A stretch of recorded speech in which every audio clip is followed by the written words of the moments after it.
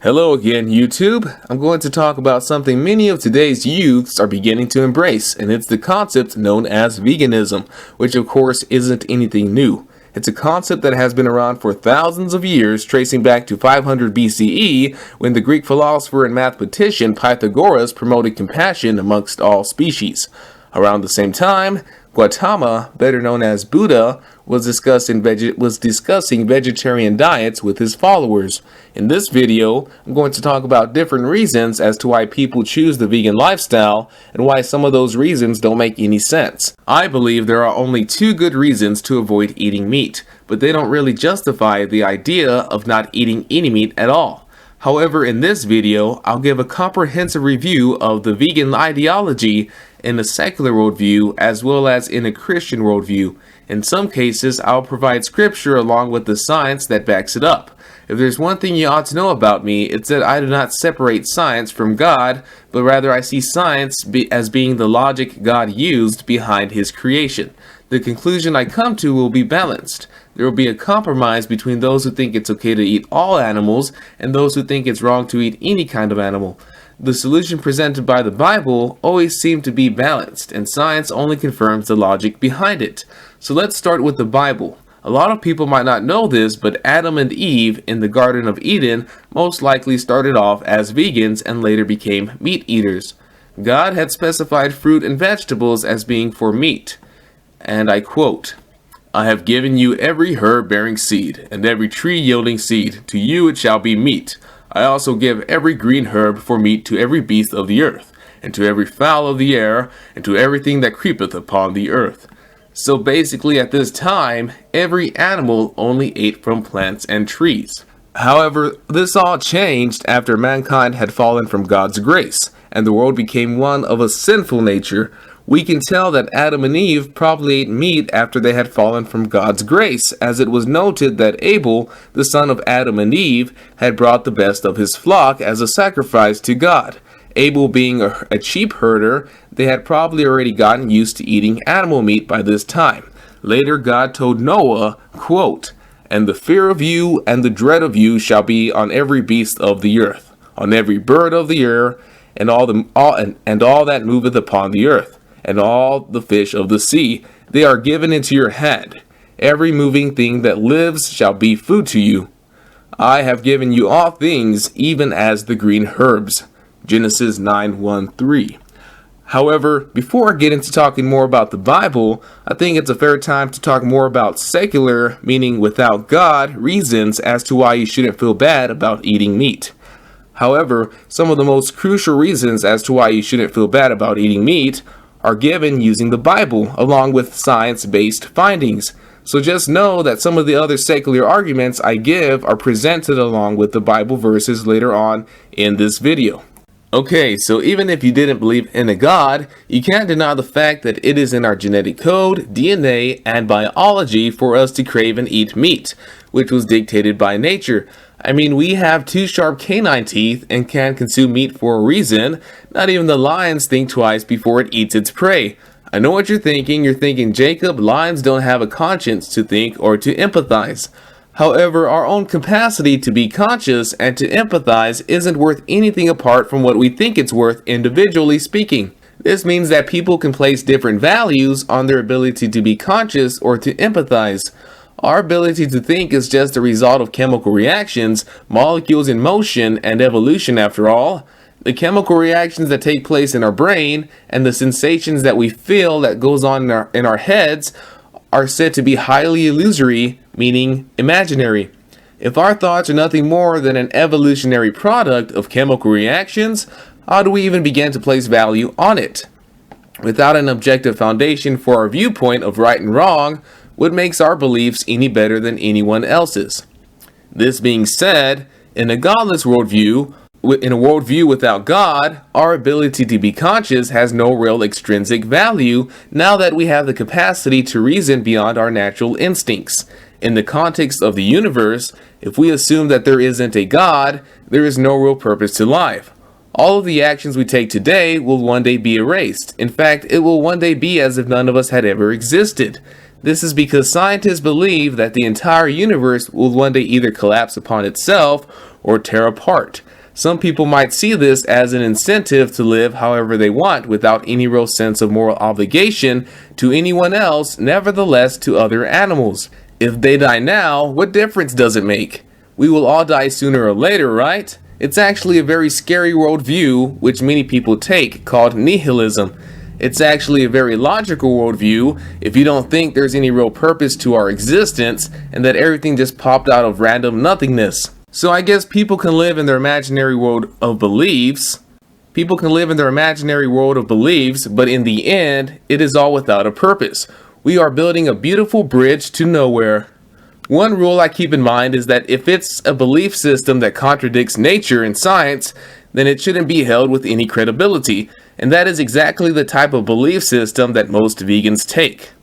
Another point is that eating meat is, for the most part, good for our own well-being. If carnivores couldn't eat meat, they'd die or get sick from the lack of nutrition that their bodies need. To deny our nature to consume meat is to deny the functions of our evolution, our biology, and genetic code. It is to deny nature itself and our own humanity, all of which gave us a sense of purpose to begin with. What you're saying by claiming that it is wrong to eat meat is that you know better than nature itself, even though you are merely the product of it, and it being the unconscious law of this world that has kept you and me alive this long. Lastly, one of the main problems with the reasoning people use to go vegan is that they humanize animals just because they can feel pain. Most animals aren't like us, at least not like you see them in cartoons. A lot of animals are not capable of feeling pain to the same extent that the human mind can. We are more self-aware and conscious creatures. Furthermore, what if there was a way to kill animals so that they wouldn't feel pain? Would that make it any more right or wrong to eat them? I think the clear answer is no, but that in either case, nature is simply doing nature. Suffering and pain are nothing more than chemical reactions in the brain. Trying to avoid causing pain and suffering to some animals will never get rid of pain and suffering in the end. This kind of ideology reminds me of this one TV skit I see from time to time where a person releases a little animal he had taken care of into the wild, and then some kind of predator like an alligator or an eagle just comes out of nowhere and eats it. If anything, some vegans don't eat meat only to keep their own biased conscience clear of any imaginary sense of guilt.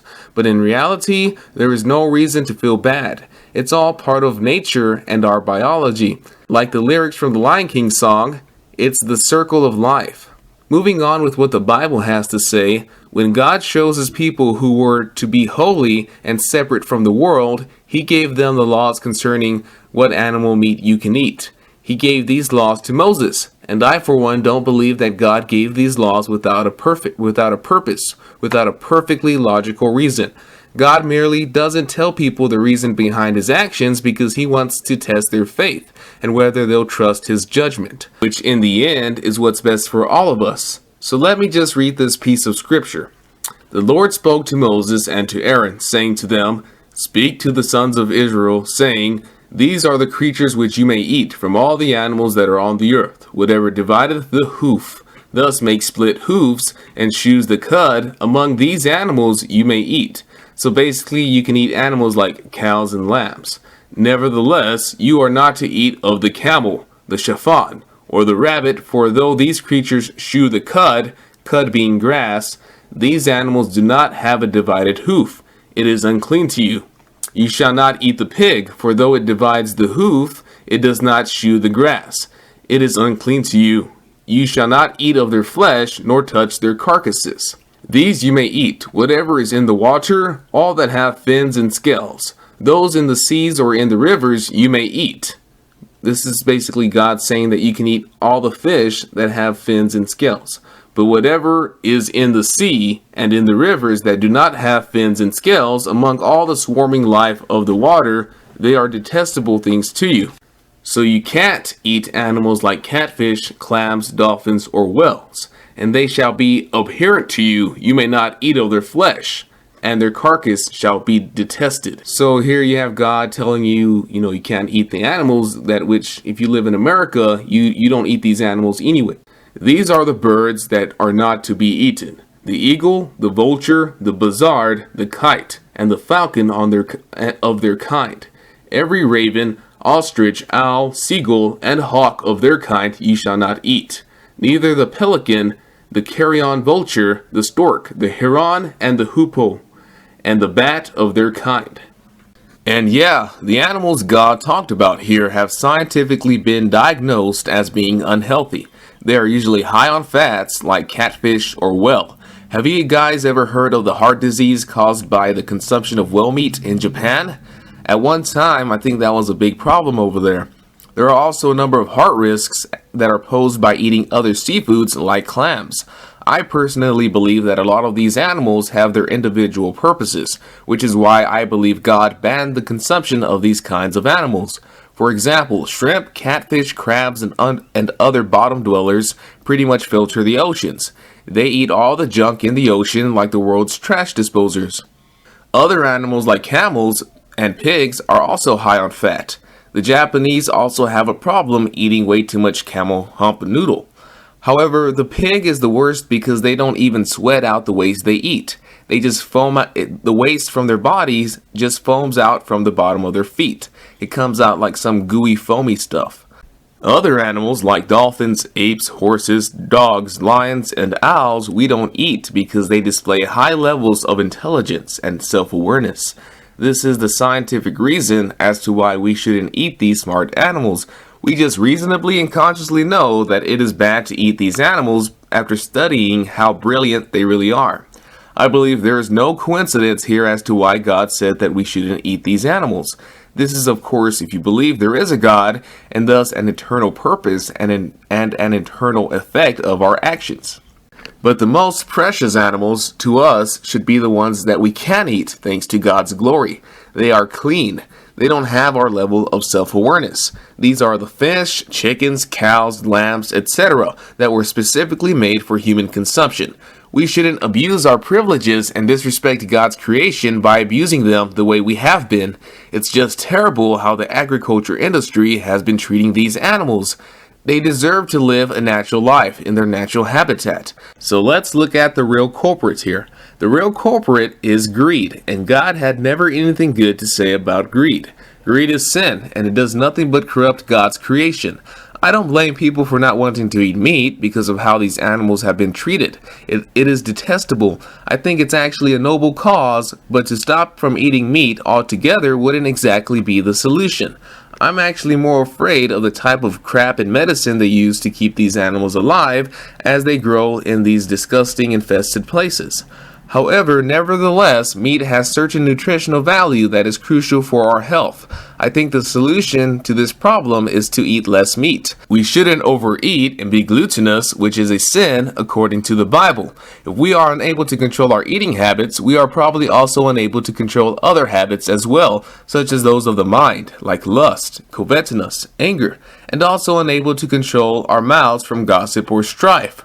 We are not to let our appetites control us, but we are to have control over our appetites. It is bad to have an unhealthy lust for meat, and the Bible justifies this. So I basically discussed 2 reasons that would justify veganism in some cases. We should show proper respect for animals we eat and let them live a natural life before we kill them. Secondly, some animals are inherently more intelligent than others and have a role in regulating our environment. God says that him that is weak in faith receive ye, but not to doubtful disputation. That means not to an argument. For one believe that he may eat all things, and another, who is weak in faith, eateth herbs. Let not him that eateth despise him that eateth not, and let not him which eateth not judge him that eateth, for God hath received him. So basically what God is saying is that we should accept those who are weak in faith, whether they think it's wrong to eat all meats, or whether they think it's okay to eat all animals. This is something only God can judge.